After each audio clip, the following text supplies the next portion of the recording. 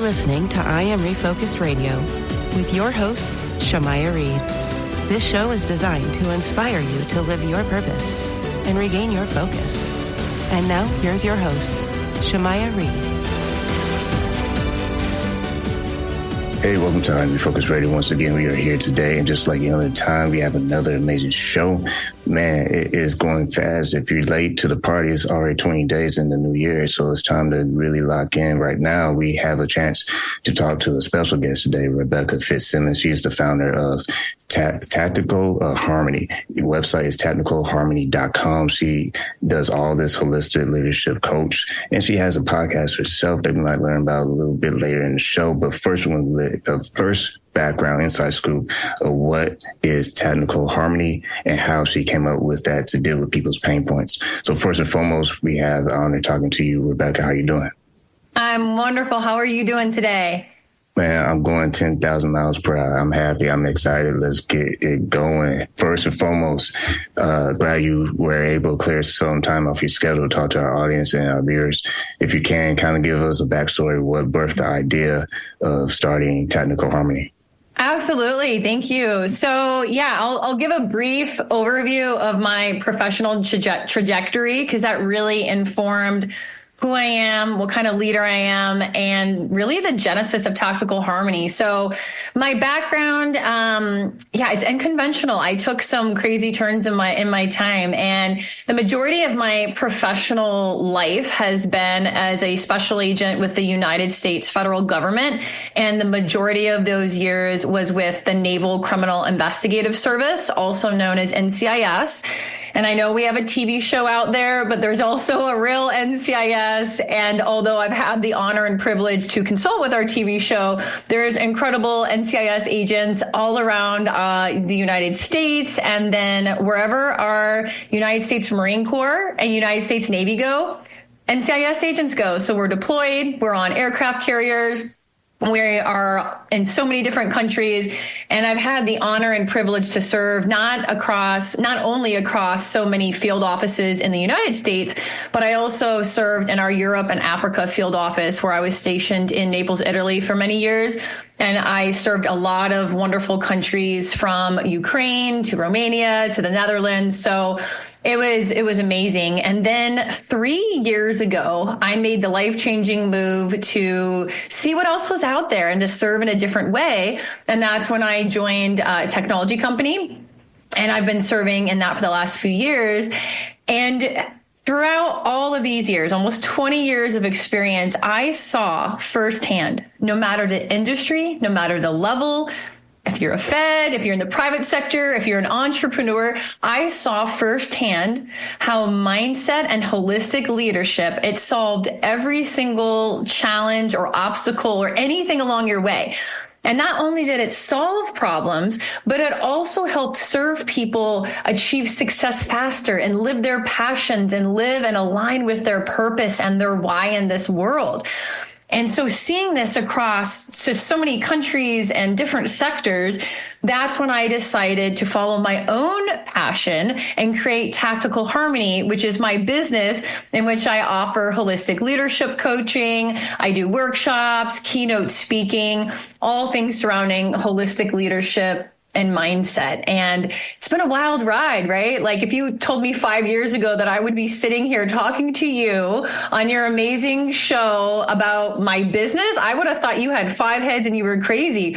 But when you follow your passion and you follow what's in your heart, because it's there in your heart for a reason and it may not make sense to others, the world is yours for the taking. So that's a quick overview of myself, my trajectory, and how I created Tactical Harmony.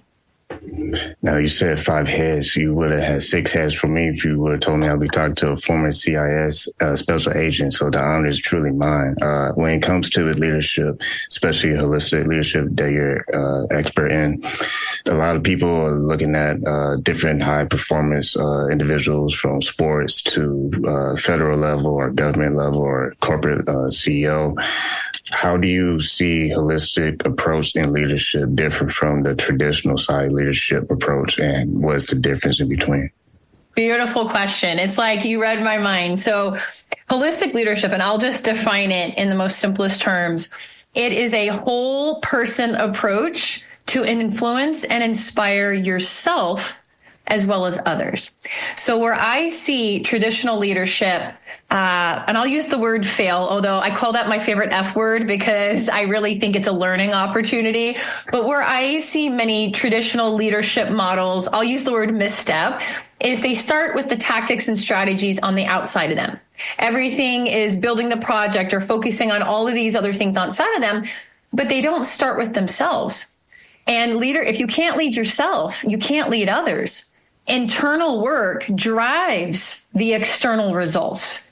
It's mindset first. It's how you manage yourself, manage your thoughts, your emotions, your feelings, manage your family, your friendships, your relationships, your finances, your days, your habits. I mean, we really lead every moment of our lives.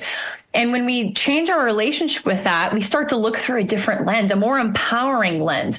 We start to question our thoughts. Is this a fact or is this a story? Is this thought a limiting belief maybe? Is it just fear or self-doubt taking the wheel? Or is it something that is invigorating, empowering, and is allowing me to develop and nurture and build grit and resilience muscles? Right. And so it really starts with ourself and that awareness and regulation. So then I can translate that to my business, to my teams, to my peers, to my boss, and how I'm able to be aware of them, radically so, all parts of them. And then also how I'm able to regulate and manage that relationship. The whole game changes when you holistically lead your life, your teams, your business, all of the things, because it really means that you're implementing a no stone left unturned approach.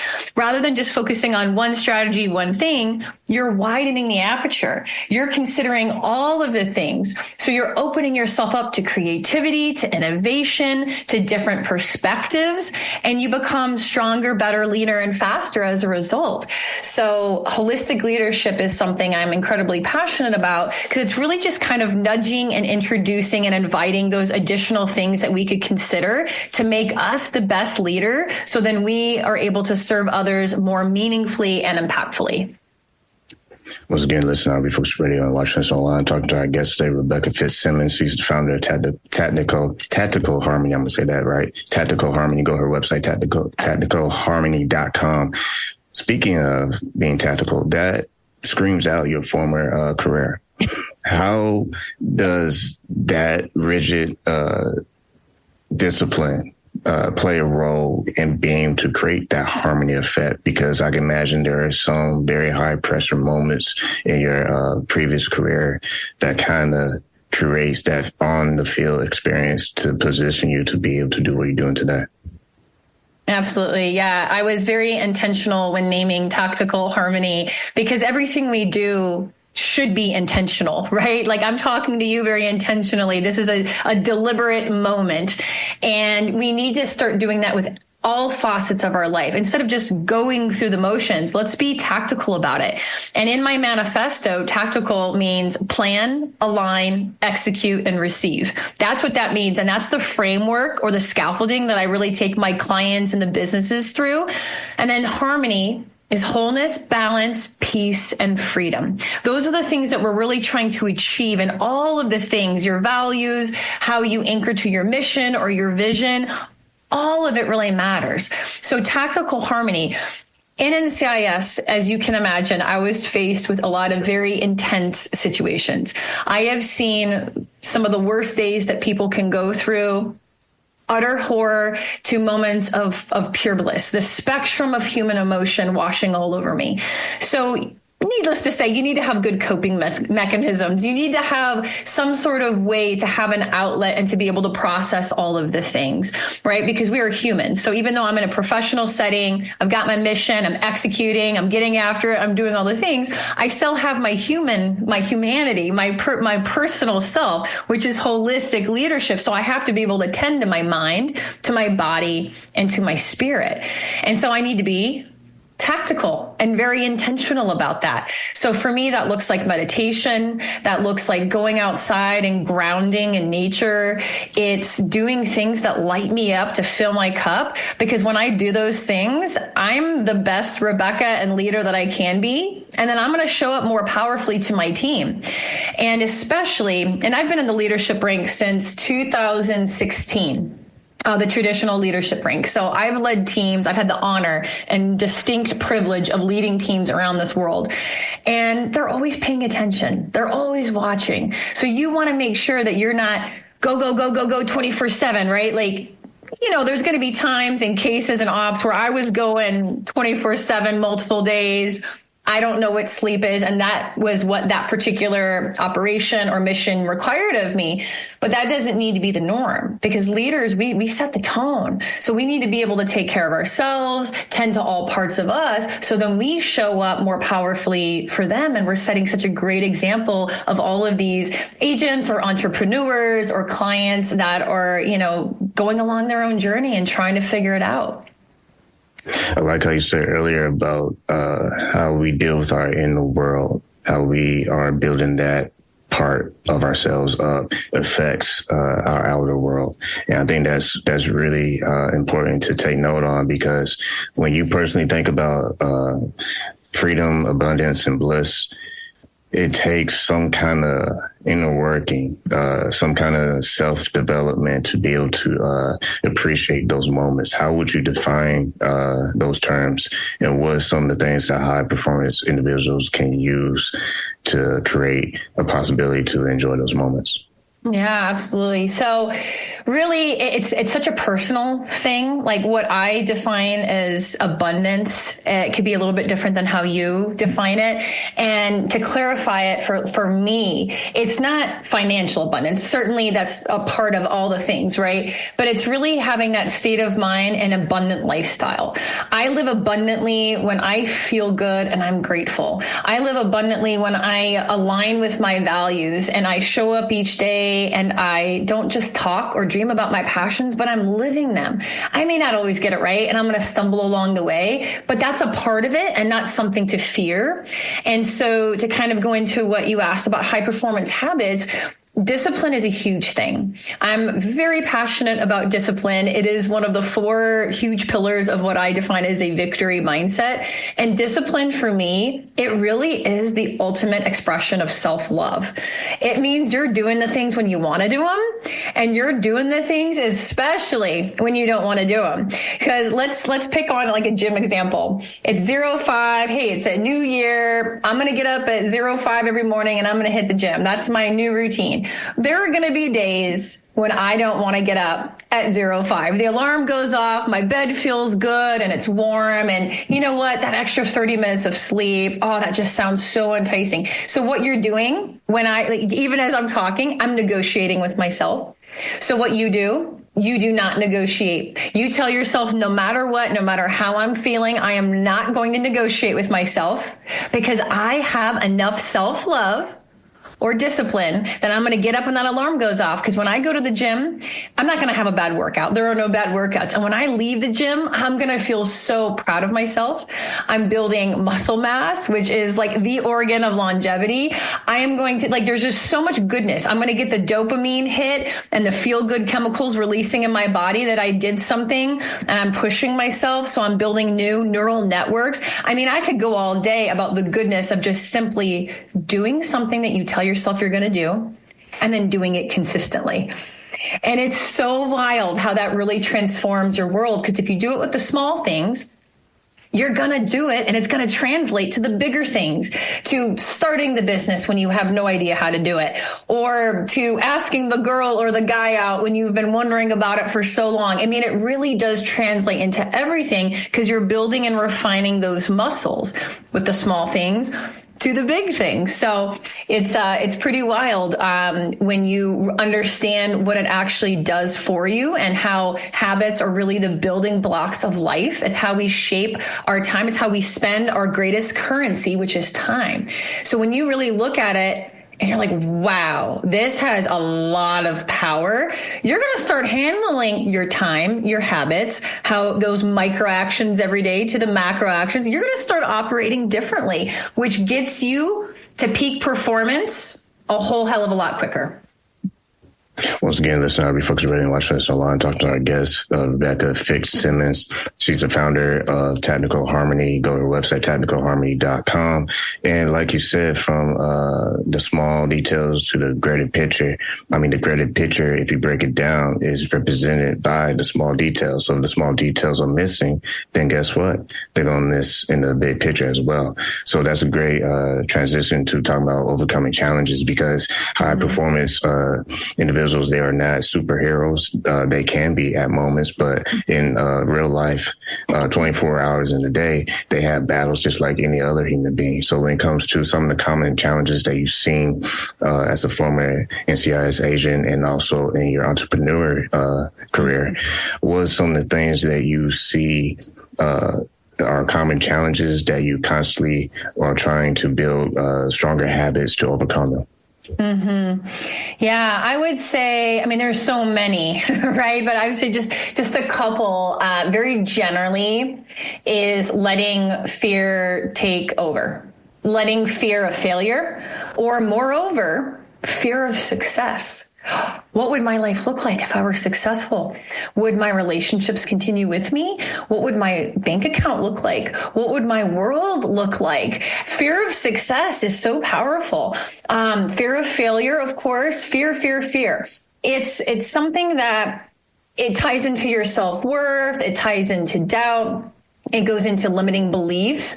And the first part of that is really raising awareness to it. Because a lot of times we just go through the emotions. We do go through those, but we go through the motions. We just we wake up each day. It's like automatic, right? We brush our teeth, take a shower, make our coffee, whatever your morning routine is. You don't really give it a lot of thought because you're programmed. It's just like when you drive a car, you don't really think about driving it because it's automatic. You don't think about breathing. You don't think about digesting your food. You don't think about your heart beating. That's your subconscious mind and programming doing its thing. But your subconscious mind, and this is something huge, is the most powerful part because it holds your beliefs, your values. I call it your operating system, your blueprint. You get what I'm saying. So what we need to do is we need to tap into that. We need to raise our awareness to all the things that we've been taught since we're children. And is it serving me or is it not? So a common limiting belief that I see is money doesn't grow on trees. Money is the root of all evil. And you might think and operate like that, or people that have a lot of money, they're stingy or they're cruel. Let's just pick on that example. Well, is that true? If people have money, are they really mean? If people have money, does that mean they're evil or it's the root of all evil? No, that's not. But if you've been taught that, or if you're conditioned to believe that, your actions and behaviors and your thoughts are going to correspond to that. They're tied. So what we want to do is we want to bring up the things, I call it the BS, the belief systems that we've been telling ourselves, and we need to analyze it and say, hey, is this serving me? Is this empowering me? Is this getting me from where I am to where I want to go? Or is this something that's keeping me playing small, playing safe, which is the job of our brain? It's Jurassic. It wants to keep us safe and fight or flight. That's why when you try something new, you feel uncomfortable because you're like, ooh, I haven't seen this movie before. Your brain's doing its job. So again, you need to bring everything to your conscious state, to your awareness, so you know that discomfort is a sign of growth. We don't grow when we're comfortable. We grow when we're outside outside of our comfort zone. We need to look at our beliefs and are they serving us? Are they limiting? Or are they actually getting us again from where we are to where we want to go? So having that fear, we just have to say, okay, I'm going to feel a little hesitant, a little scared, but successful people do that. And then they take that fear, they hold hands with it, and then they move forward, which is called courage. It's having the fear. It's not trying to get rid of it. Everyone has it. Everyone in this world has it. But they hold hands with it and they move anyway. That's the definition of courage, because you can't have courage without the absence of fear. So I would say letting fear take over and not redefining your relationship with it. And to give one other example of something that I see, it would be making decisions. When in charge, be in charge. Leaders need to lead. So if you're paralyzed by the fear, and then you have, I think a common term is analysis paralysis, or you might overthink or pick something apart and then you procrastinate, or if you're trying to make something perfect, all of these things kind of fill this bucket. You're not moving. You're not executing. You're not taking messy action. You're not taking inspired action and actually doing the darn thing. Because when you do, you get the gift of feedback. So you can see, hey, this thing is working. This is not. You can pivot. You can adjust fire. You can do all of the things. But sitting still, you're going to get stagnant. You're not going to grow. You're not going to evolve. You're going to collect dust. I mean, in this world, this greater world, if you are not growing, you're going to die. I mean, I know it sounds harsh. You're not going to thrive. Like, you will become extinct. You have to grow. You have to evolve, which means you need to move. You don't need to move so fast. You can just baby steps. The step in front of us. Everyone has a step in front of us. Crawl, walk, run. So those would probably be the two big things, is letting fear take over and then letting fear paralyze you so you're not actually moving or doing anything. Those are two big things that I've seen in NCIS, in the private sector, as a business owner. I've seen it pretty commonly. Once again, listening and watching this online, I Am Refocused Radio, talking to our guest today, Rebecca Fitzsimmons. She is the founder of Tactical Harmony. Go to her website, tacticalharmony.com. And this key point, you said the word courage. And I remember a guy who talked to me in the barbershop. He's a former Air Force guy. He said, it's not the day you're born or the day you die that people care about, is what happened the dash. And I think when I think about that, and I think about where the show used to be at a local barbershop here in San Antonio to now reaching a global audience, and then some, is crazy. I tell people all the time, I'm not going to take much of this interview, but just so people understand the impact of the show. I mean, we literally went from 2 microphones and a USB mixer to basically every resource you can imagine. We now have the resources to get this a lot further from a barbershop. And I won't go in detail because it'll take too long getting the technical aspect of it, but it's literally mind-blowing. And people like yourself and others that have been fortunate to be on the show, you talking about courage. Imagine you wake up to an email, you see all this list of people that you got to interview. It's like, whoa, talk about above my pay grade. Like, wow. So, it takes that courage. And last thing I want to say for our audience, because we're talking about holistic leadership, the technical part is something that it has to happen. It's like you can't live inside a textbook. You can read all the books in the world, but until you start living your life, you're just reading books. It's like a blueprint. It looks pretty until you actually have to do construction. Because at the construction point, that's when you realize the materials you need to build. If you don't have the materials, then you just got to find it. Because you go back to the foundation of the vision is that you want to make it happen. So you have to ask yourself, how bad do I want to make it happen? So the construction part is the hard part, but seeing the fruit of your labor is the best part. Like the show reaching so many people around the world now, it took time. It wasn't like I planted the seed and yesterday it just bloomed and I have the harvest. No, it was planting the seed and waiting years for it to actually come out the soil. And now that it's providing shade, is even more responsibility. So my key point is that the harmony is great, but the technical part is something that is always constantly in your face. 1,000%. And that's why I always tell people when they lack that clarity, and there's so many strategies to unpack, but one that I absolutely love, and I actually put it in my book, is do the rocking chair test. You're in your 80s, 90s, 100s, and you're on your rocking chair and you're looking back at your life. Are you proud? Are you fulfilled? Did you do everything that you wanted to do? Are there any areas that you wish you would have done something, or dare I say regret that you wish you would have done? Insert XYZ, whatever it is. And now we're never going to be as young as we are in this moment, right? That we anchor in this moment. It is a gift. That is all we're guaranteed. The past is done. The future is not guaranteed. So right now, what can we do right now? Like, commit yourself. What is one thing? Send the email, send the text, sign up for the course or the coach or whatever that is for you, do it now. If nothing else, that when you're doing that rocking chair test, you're not going to have regret, because no matter how it shakes out, right? The outcomes are always like the byproduct. It's who you become in the process, the journey, that really is the becoming and what it's all about. Well, once again, I can't believe time is already almost expired. But like you've been saying, living the moment is something that the history books will thank you for, because if you don't take the moment, I mean, I love the song from 8 Mile. Are you going to lose it, right? Are you going to take the moment? Are you going to lose yourself, or are you going to let it slip by? Because it's a lot easier to let life slip by you, and it's a lot easier to settle based on what people say and what people try to say you can or cannot do. It's so easy to live inside the box of what others put you in, or you can break out that box and say, I don't believe in boxes anymore. I'm not going to worry about what limits are being placed by other people's ideas. I say this a lot of times, and that is, if you hold on to your dream holds on to you. And you can never be told no, because at the end of the day, you are your life. And as long as you believe, then there's nothing on this earth that can put you in a box. You have to be who you want to be. And if you can't be that, then like you said, you don't collect dust until you die. Mm-hmm. Absolutely. 1,000%.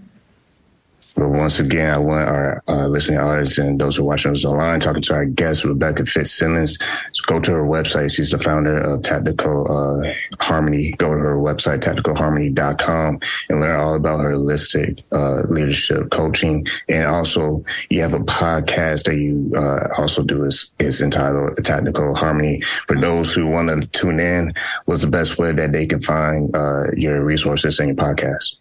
Yeah, like as you said, tacticalharmony.com has everything, all my coaching packages, keynote speaking, everything that I'm currently offering.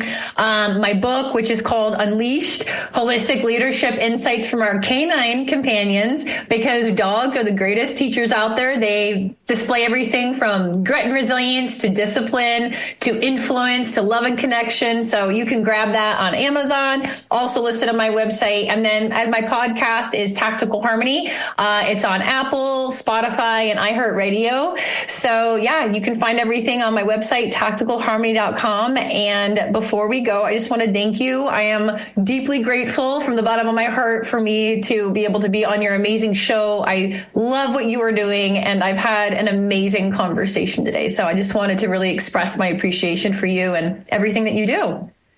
Well, I appreciate that. And I have to have you on again, because this was a masterclass. I know I say that a lot, but y'all have to understand, getting these valuable guests is not easy, man. If you think it's easy, you start a podcast show and try to find some quality guests. I'm telling you, it's a lot of saturation going on there. Not knocking nobody, but the point is, when you want value, it takes time. And obviously, our guest took time to develop her dreams and her ambitions to not just carry out her previous career, but her current career as a CEO and founder of her own business. All that takes planting seeds and do what farmers do best. Help that seed grow. So with all that said, land the plane, I want to say thanks to Rebecca Fitzsimmons for your time. Thank you so much.